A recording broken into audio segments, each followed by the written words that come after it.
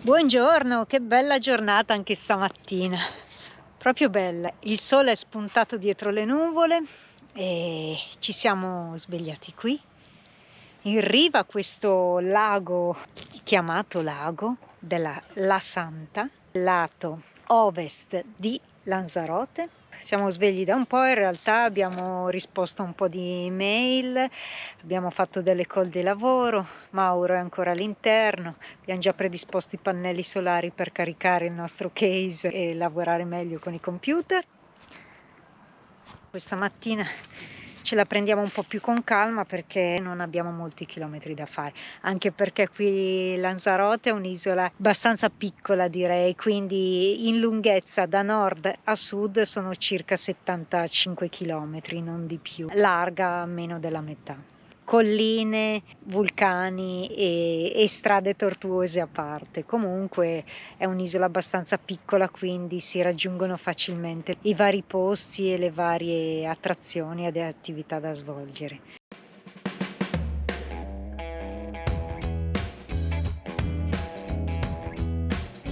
Quindi stamattina lavorichiamo un po', come dicevo.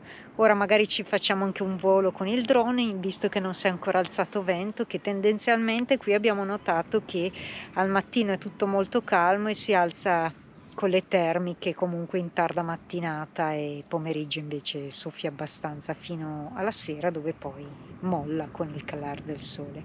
Solo qualche sportivo che corre stamattina, qualcuno in bicicletta, ma un silenzio assoluto, si sta da Dio.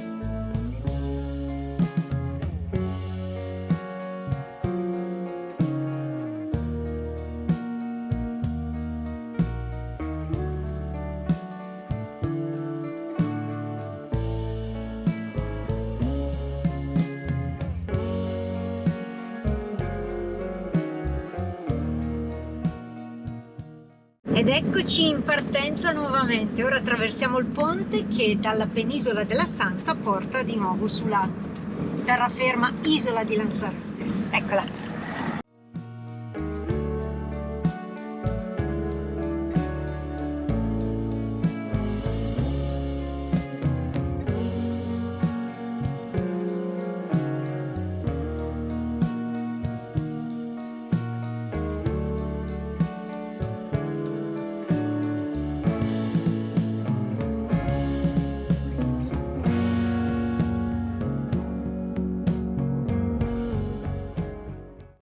Lasciata la Santa, ora andiamo in direzione un po' più a sud e ci stiamo addentrando nella zona delle bodegas, ossia delle cantine. Ed infatti qui è pienissimo di muretti a secco costruiti con queste pietre vulcaniche, dove all'interno hanno la vite.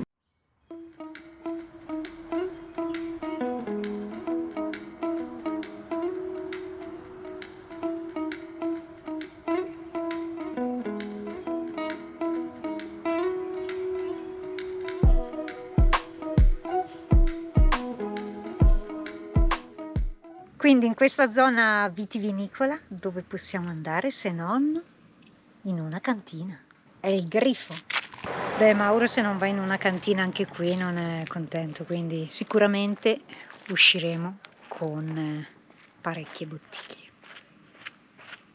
Che ci vuoi fare? Museo del vino di Lanzarote, cantina Il Grifo dal 1775. Hanno una cura pazzesca nei dettagli di questi giardini, che poi effettivamente, non avendo erba come da noi, ma solo terra e sabbia e sassolini vulcanici, qui crescono principalmente solo piante grasse e palme. queste sono tutte colate laviche, guarda, ormai solidificate. Il giardino dei cactus, ecco il cactus Betty, perché ogni tanto Betty Ha le spine? ha tante di quelle spine che ti rivolge contro, come i lama che sputano se ti avvicini. Betty non ti sputta, ti lancia le spine. Zum zum zum. Che simpatico che sei, Mauretto, simpaticissimo.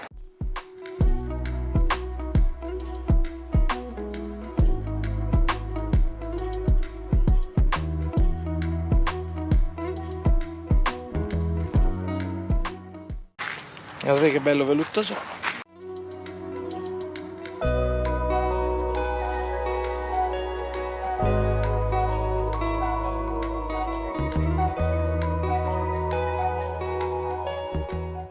Ragazzi, abbiamo deciso di fare alla fine la visita della cantina. 2 ore di visita tra la vecchia e la nuova vigna e la casa del proprietario della cantina e il grifo. Quindi iniziamo con la guida. Se llama Ancestral y tiene solamente una fermentación.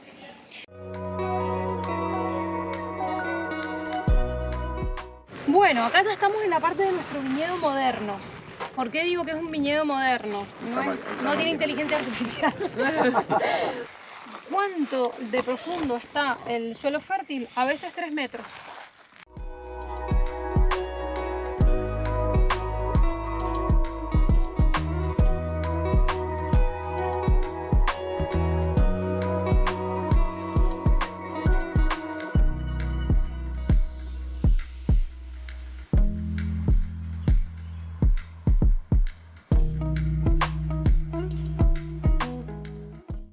Andiamo nella vigna.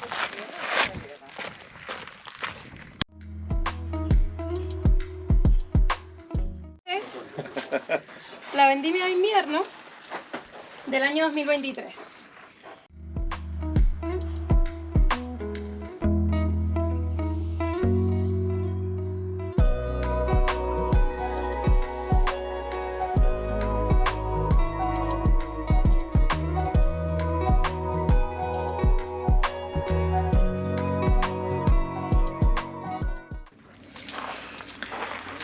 Betty che esce dalla buca. Queste buche sono state create già nei secoli passati dai vecchi viticoltori apposta per riparare queste vigne, perché queste vigne non dovevano toccare il suolo come le precedenti per evitare inquinamenti e quindi dovevano essere protette e soprattutto rialzate dal suolo, dai venti. Questo è il sistema di coltivazione. E l'immagine del vulcano spento sullo sfondo con una palma che si contraddistingue all'orizzonte dà un po' un'immagine quasi come a Salina. Quanti di voi hanno visto, seguono anche i nostri video estivi delle olie? Salina, che è un'altra isola famosa per la produzione di malvasia, ha questi vulcani qua, spenti anche loro. Tutti i muretti sono rivolti a Grecale, in nord-est, che è la predominante, l'Eliseo predominante in queste zone.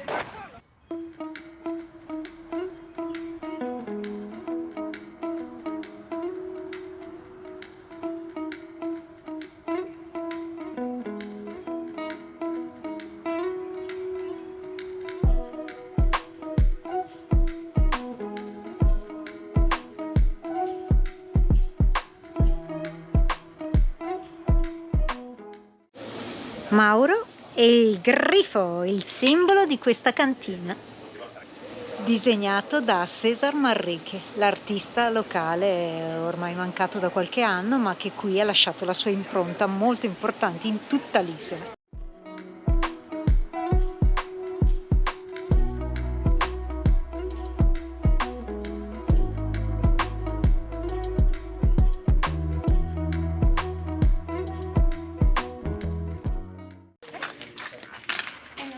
Dei fiorellini autoctoni, la chiamate rose.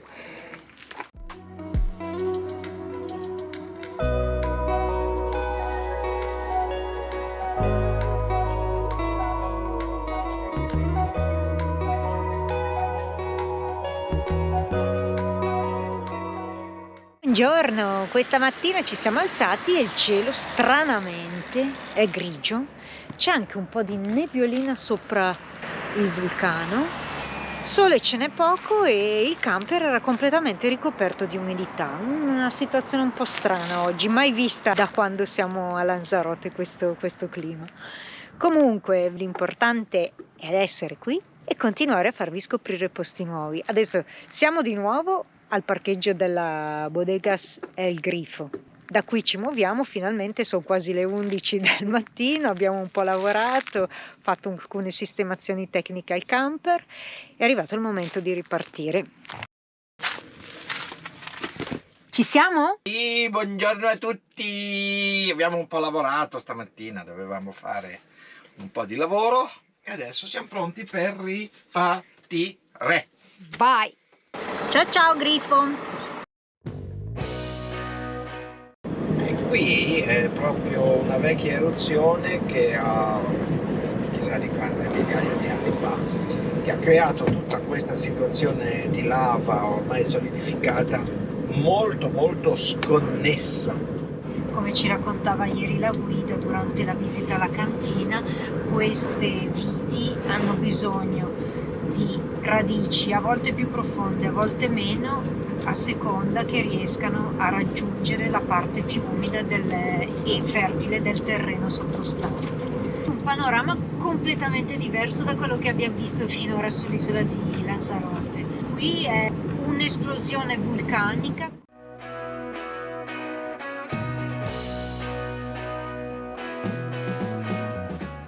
Siamo al Parque Nacional del Timanfaya.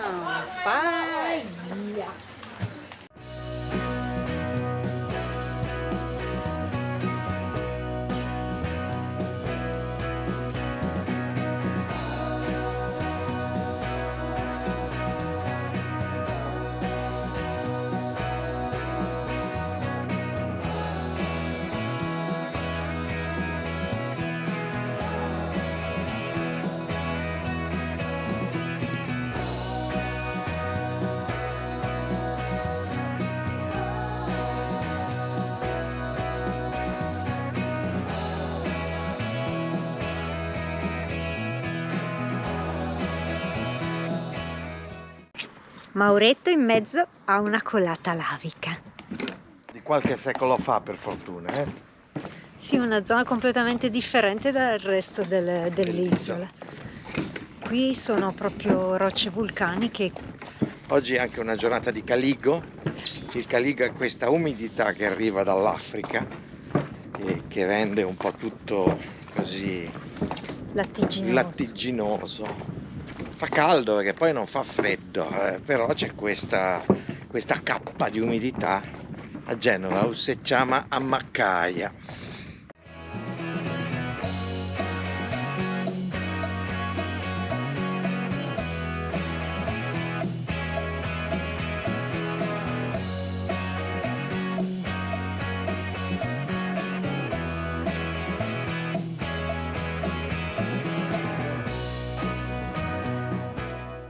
L'ultima eruzione sull'isola di Lanzarote è stata nel 1824, invece più recenti se ne sono avute tra La Palma e El Hierro, che è l'ultima, che è iniziata nel 2012 e c'era un punto di domanda, quindi non so se sia terminata tuttora o cosa. Un'eruzione sotterranea. Sono state individuate principalmente dal satellite per il cambiamento e per praticamente l'aumento di CO2 nell'acqua. Sei l'Irrani che vi ha portato anche qui al Timanfaya. Non so se quella è una coda o lasciate immaginare voi. Meglio non parlare.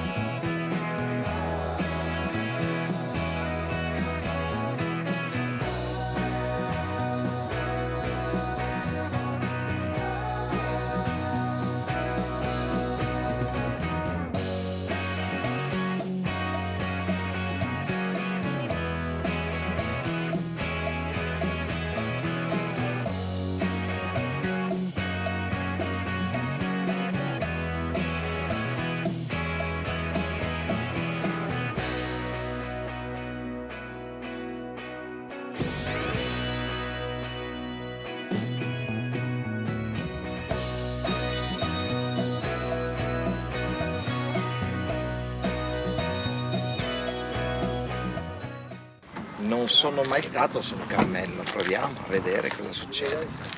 Io lo lascio andare solo perché a me non è che piacciono tanto, quindi questa cosa se la fa da solo.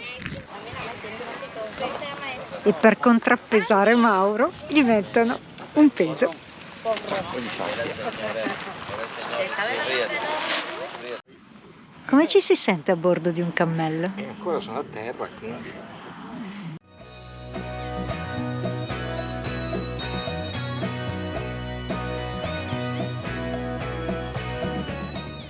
Facciamo le truppe cammellate.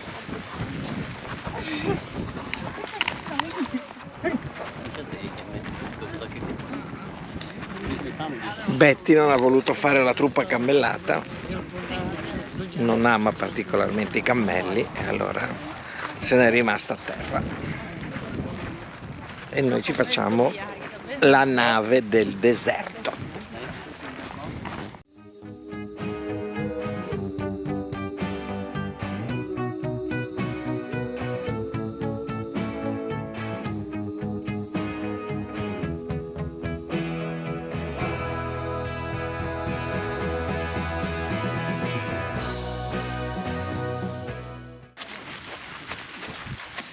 Terminata la salita, sta accelerando il passo. La nave del deserto si muove con più scioltezza.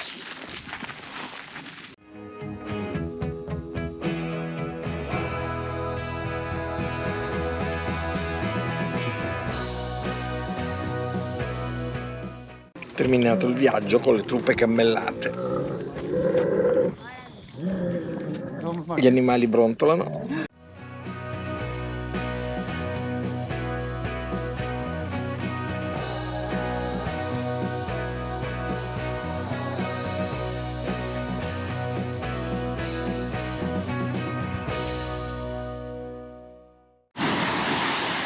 La potenza dell'oceano.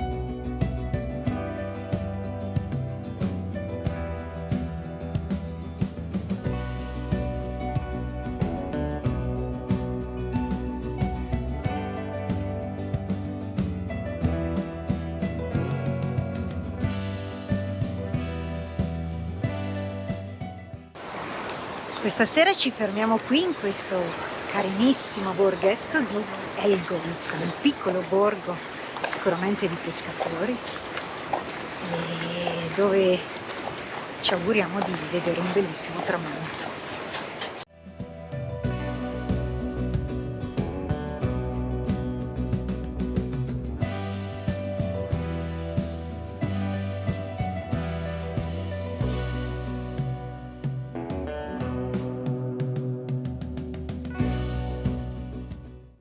Andiamo a vedere con una breve passeggiata il famoso lago del Charco Verde, che è questo laghetto proprio dietro uno spiaggione nero nerissimo di sabbia. Guardatelo, è qua a pochi passi da me.